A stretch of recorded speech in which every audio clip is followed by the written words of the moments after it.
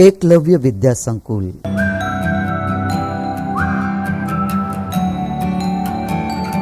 हाल दोस्तों, अगले वीडियो में आपने रेशमा के बारे में जानकारी ली। रेशमा कैसे ऐसे खुश मिजाजी और जिंदा दिली बच्ची है, सबकी मदद करती है। तो अब इस वीडियो में हम शब्दार्थ, मुहावरे और अभ्यास के बारे में जानकारी लेंगे। तो आइए सबसे पहले हम शब्दार्थ के बारे में जानते हैं। तो बाल दोस्तों, पहला शब्दार्थ है व्यस्त। काम में लगा हुआ। तो कोई भी इंसान जो है वो काम में लगा हुआ होता है, यानी कि उसका पूरा ध्यान काम में होता है, तो उसे व्यस्त कहा जाता है। उसके बाद है व्यवस्थित। व्यवस्थित यानी कि ढंग से, तरीके से।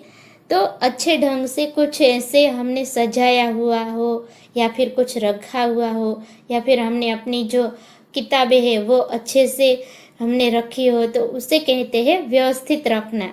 उसके बाद है उत्सुकता। उत्सुकता यानी कि तीव्र इच्छा।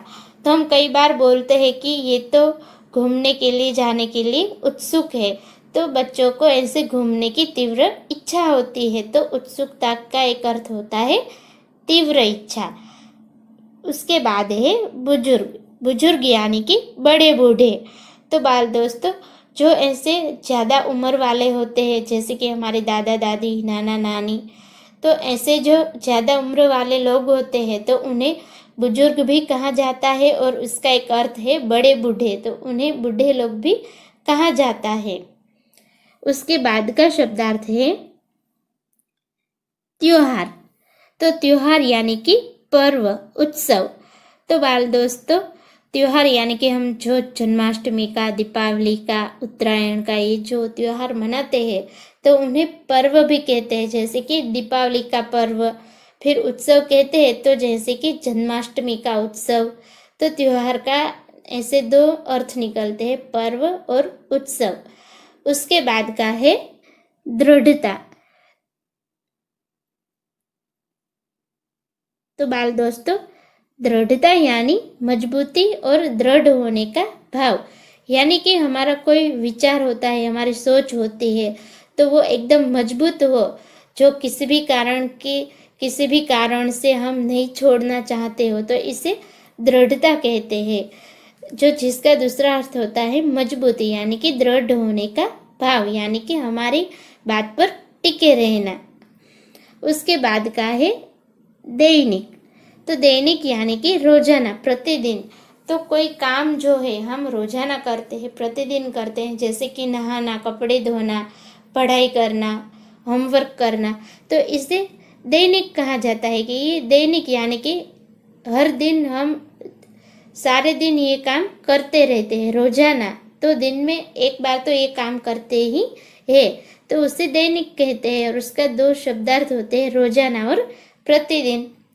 उसके बाद है बेजान। बेजान यानी कि बिना जान के, निर्जीव, जिनमें हरकत ना हो, यानी कि जिसमें जान नहीं हो, कुछ हलन चलन नहीं कर सकते हैं, वैसे निर्जीव हो, जिसमें कोई हरकत नहीं होती है, तो उसे बेजान भी कहते हैं।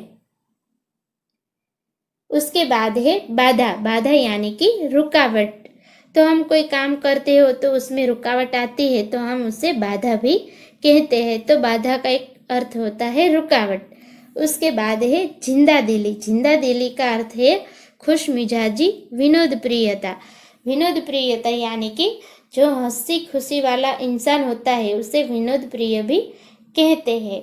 तो बाल दोस्तों, आप सबने शब्दार्थ के सब अर्थ जाने। अब हम मुहावरे की तरफ आगे बढ़ते हैं। तो पहला है आंखों का तारा होना। तो आंखों का तारा होना यानी कि बहुत प्यारा होना। तो जो हमें घर में बहुत प्यारा होता है उसे हम आंखों का तारा कहते हैं। उसके बाद है हाथ बटाना।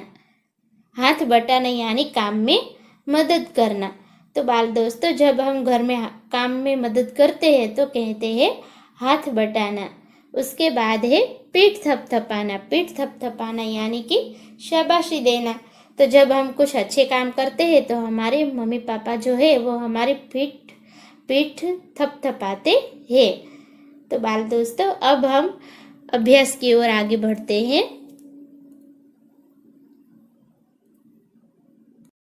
हाँ तो बाल दोस्तों अब हम अभ्यास के प्रश्नोत्तर की समझौती लेंगे। तो पहला प्रश्न है, उदाहरण के अनुसार निम्नलिखित शब्दों का वाक्य में प्रयोग कीजिए।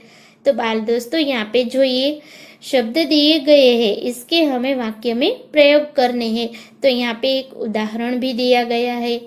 तो इसमें एक शब्द है मंडराना और उसके ऊपर से ये वाक्य बनाया है कि आकाश में काले काले बादल मंडराने लगे। आकाश में काले काले बादल मंडराने लगे।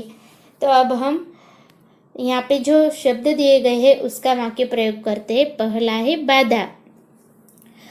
तो इसका वाक्य प्रयोग होगा कि रेशमा की शारीरिक कमी उसके इरादों में बाधा नहीं बनती है। रेशमा की शारीरिक कमी उसके इरादों में बाधा नहीं बनती है। उसके बाद है उत्सुकता। दूसरा जो शब्द है वो है उत्सुकता। तो इसका वाक्य प्रयोग होगा कि मुझे बाहर जाने की उत्सुकता है। मुझे बाहर जाने की उत्सुकता है। उसके बाद तीसरा शब्द है दृढ़ता। तो बाल दोस्तों इसका वाक्य प्रयोग होगा कि उसकी बातों में दृढ़ता है। उसकी बातों में दृढ़ता है। उसके बाद चौथा शब्द देखेंगे बुजुर्ग। तो इसका वाक्य प्रयोग होगा कि मेरे दादा दादी अब बुजुर्ग हो गए हैं। मेरे दादा दादी बुजुर्ग हो गए हैं।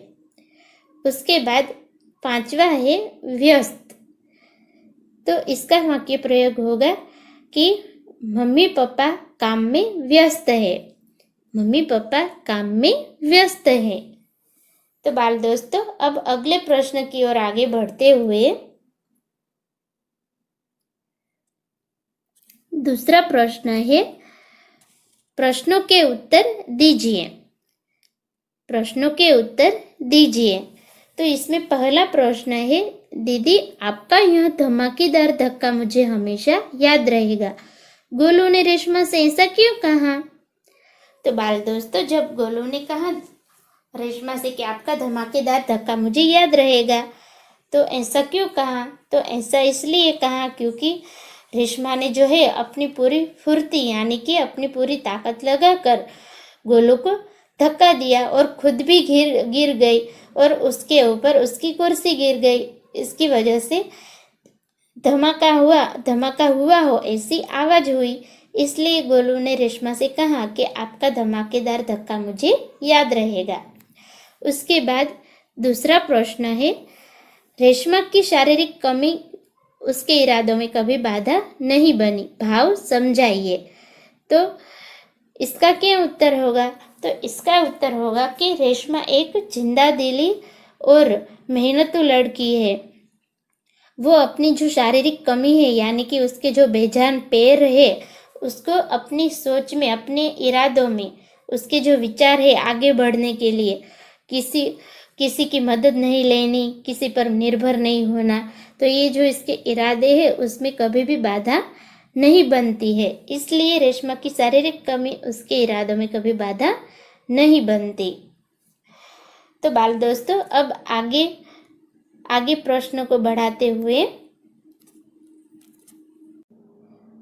ये आगे का प्रश्न ब, यदि आपकी कक्षा में रेशमा की तरह कोई बच्चा दाखिला ले तो आप, पहला प्रश्न है किन किन बातों का ध्यान रखेंगे, किस तरह उसकी सहायता करेंगे, फिर विद्यालय में क्या परिवर्तन करना चाहेंगे, और चौथा है बाकी बच्चों को क्या सलाह देंगे।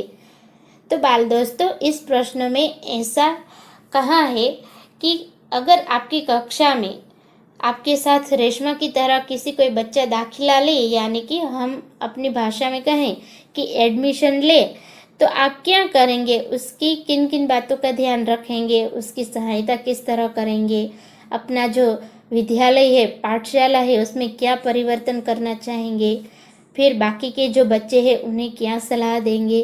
तो बाल दोस्तों इन प्रश्नों के जवाब आपको अपनी सोच से, अपने विचार से लिखने हैं और वो भी होमवर्क में। अब आगे का प्रश्न देखते हैं।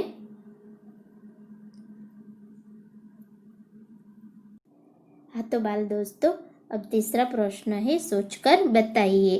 तो इसमें पहला प्रश्न है, दीपावली पर आपके घर में क्या क्या विशेष तैयारियां की जाती है।